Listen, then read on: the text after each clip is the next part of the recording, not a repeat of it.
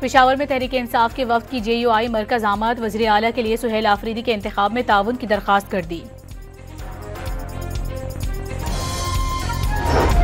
Governor Khyber Pakhtunkhwa ने वज़ीर आला अली अमीन गंडापुर का इस्तीफा मिलने की तस्दीक कर दी। कहा, पीर को दफ्तर जाकर कानून के मुताबिक फैसला करेंगे।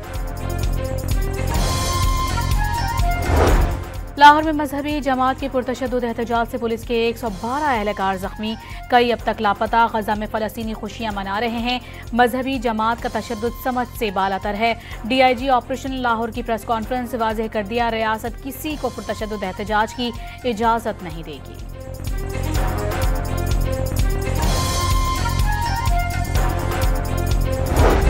लाहौर में डॉन मीडिया के ज़ेर एहतमाम एयर वी ब्रीथ कॉन्फ्रेंस, माहिरीन ने मौसमियाती आलूदगी से मुतालिक शऊर उजागर करना वक्त की अहम ज़रूरत करार दे दिया।